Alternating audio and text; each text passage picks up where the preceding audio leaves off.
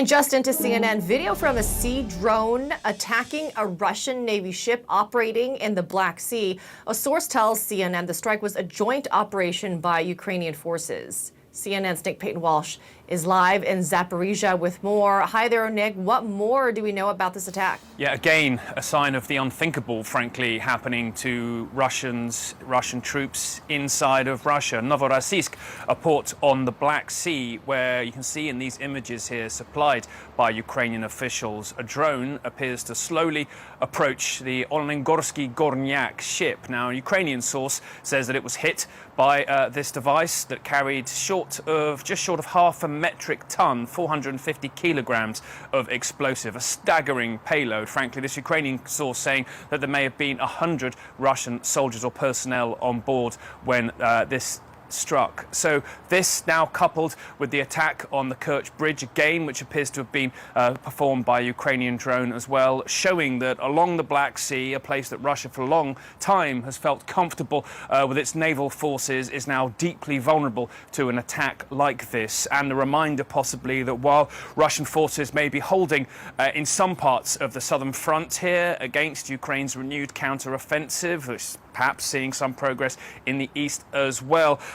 Regardless of that, Ukraine is using new ingenious types of technology, drones like this, to target parts of what it would think, Moscow would think, would be its impregnable forces. We are now hearing from Russian officials their suggestion that the port of Novorossiysk is again functioning okay, back to normal, but this, frankly, startling images for Russians to wake up to again, particularly after the drone attacks they've been seeing on Moscow as well. Again, a sign, as Ukrainian President Volodymyr Zelensky has been saying, that the war is gradually returning to Russian territory. Amara?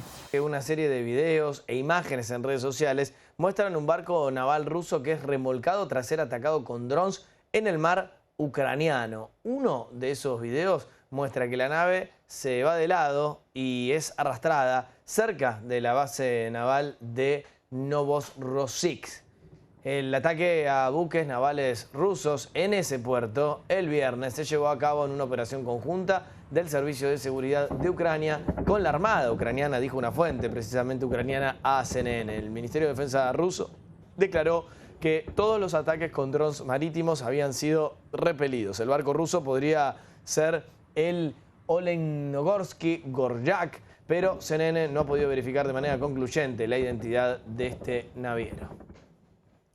Y precisamente en los últimos días Rusia y Ucrania han intensificado las acusaciones mutuas de ataques con aviones no tripulados, al tiempo que la contraofensiva ucraniana, al parecer, no ha tenido buenos resultados. La ciudad ucraniana de Berdyansk, ocupada por Rusia, fue sacudida por una serie de explosiones el jueves por la noche y la agencia de noticias estatal RIA Novosti informó que justamente ese puerto, recién lo estábamos contando, estaba funcionando con la normalidad tras un ataque nocturno. ¿A qué nos llevaría antes que nada esta situación? Bueno, esta situación parece indicar que la contraofensiva ucraniana, que lleva ya cerca de 8 semanas, no ha logrado un avance contundente, no ha logrado un avance definitorio. La viceministra de Defensa de Ucrania declaró que hasta ahora se han reconquistado 61 millas cuadradas, un territorio enorme.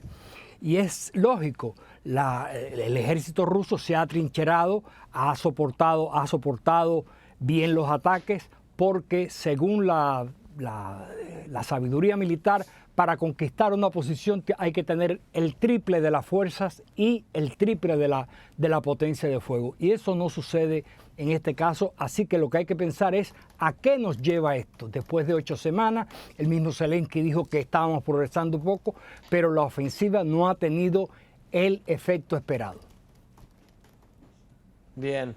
Jorge, por supuesto que hay que hablar dentro de lo que está pasando allí en el terreno, aquí lo hacemos todos los días, de si hay posibilidades todavía de una negociación profunda. Algo contabas, pero en perspectiva, si uno tuviera que pensar a futuro, ¿qué puede llegar a suceder sacando el camino bélico, que ese es el que está pasando ahora? ¿Hay posibilidad de que esto se arregle en un escritorio político?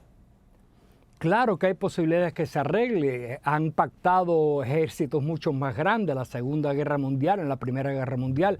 Es posible que se arregle. Ahora, hay una situación en Ucrania, que la guerra no es solamente Ucrania contra Rusia o Rusia contra Ucrania con su invasión del territorio ucraniano. Con Ucrania están aliados las potencias occidentales, los países occidentales y la OTAN. Y el deseo de ellos cuenta. El deseo de ellos cuenta. En Turquía, en marzo del año pasado, hubo una reunión en que se propuso lo que me parece lo más importante de una negociación, que es la neutralidad de Ucrania. Porque dice Putin que él no se va a retirar de los territorios ocupados, pero eso se condicionaría, me parece a mí, en mi opinión, a un compromiso de neutralidad de Ucrania. Zelensky estaba dispuesto a concederlo, pero Boris Johnson viajó a Ucrania y convenció al presidente, a Zelensky, de que se retirara de las conversaciones y así llegó. De manera que esto es una guerra proxy, un proxy war, una guerra de poder, una guerra con delegados en que las potencias occidentales deciden.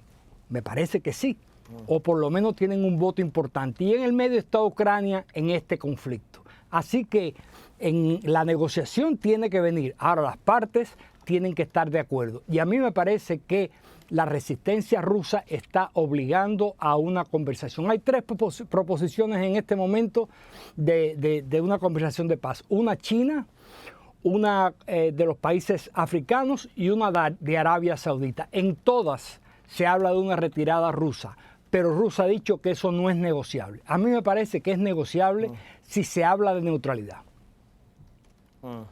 Bien, muy importante entonces lo que nos dice para cerrar esta semana, en la que también con nuestro corresponsal José Levi, durante todos estos últimos días hemos ido contando los avances y retrocesos en la cuestión estrictamente bélica y las repercusiones políticas que esta guerra tiene ya desde hace muchísimo tiempo.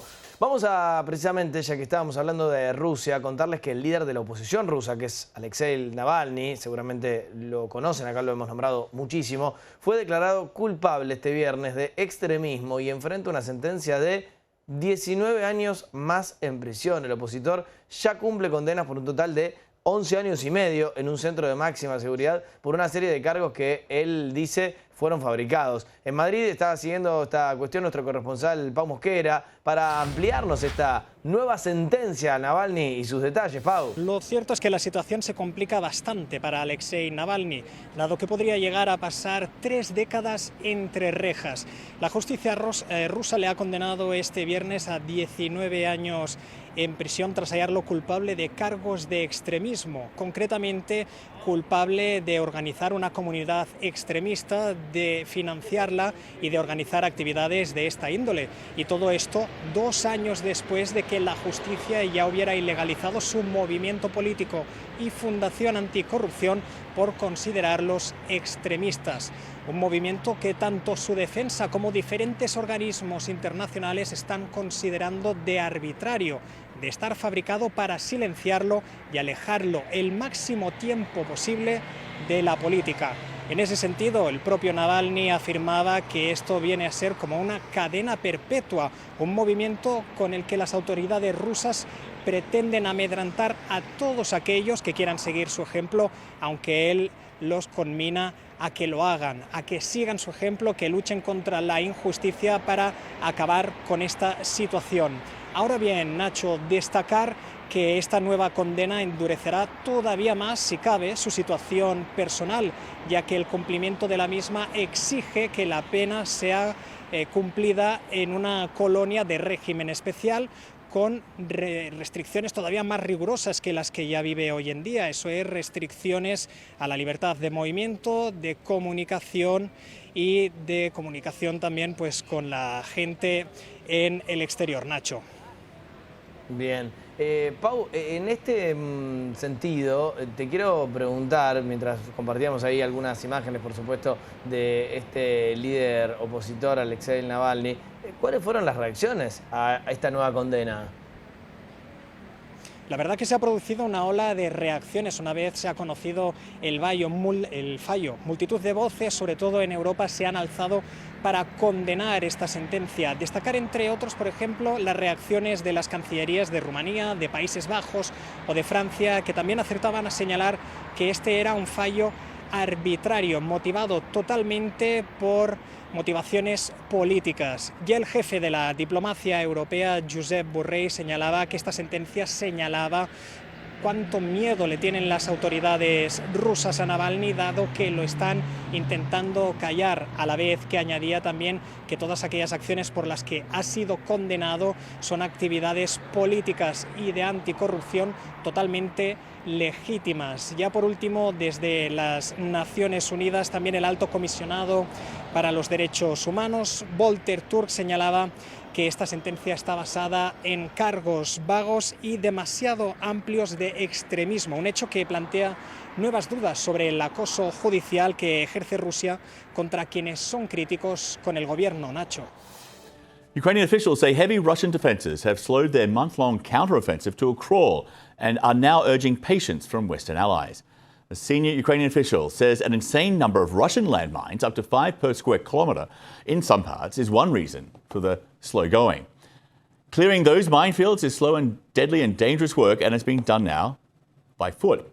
That same official notes there's no deadlines to break through those fortified defensive lines. Meantime, Kyiv says Russia is bringing more battle-ready forces to the city of Bakhmut to try and prevent further Ukrainian gains. Also, the Russians are trying to push back on the front lines as well, but the Ukrainian president says they will not get anywhere.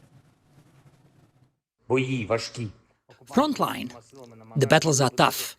The occupiers are trying with all their might to stop our guys. The assaults are very fierce. But no matter what the enemy does, it is the Ukrainian forces that dominate. Okay, so right now it seems the Ukrainian counteroffensive, it's making progress, but it's much slower than expected. And an op-ed from the people at the Institute for the Study of War and the American Enterprise Institute goes into a lot of detail explaining how the Ukrainians can actually still win this, but it will take a long time. It could take months or longer. Here's part of what they wrote. The Ukrainians only have to win and hold in one sector to render virtually all the Russian-held territory west of their advance untenable.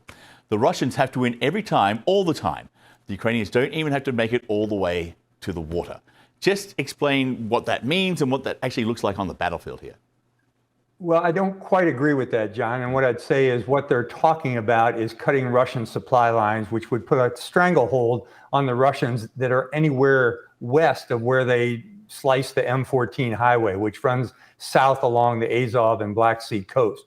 What they're talking about is not only cutting that logistics capability for the Russians, but there's also a requirement to secure the area. In other words, get the Russian troops out of there, because as long as there are Russian forces inside those two oblasts, Zaporizhia and Kherson Oblast in the south, it will cause problems. It will take a long time. Many of us who understand the complexities of combined arms warfare have said for a very long time that it will take much longer than anticipated. The Ukrainians went into this. A lot of people thought they were 10 feet tall, much like we thought Russians were at the beginning of the conflict. But when you're on the offensive over a long stretch of front lines with a lot of territory to recover, using new equipment, doing something that you've never done before against an enemy that's dug in with mines and wire and trenches, it's extremely difficult, and it just takes a long time. That's the fact of the matter.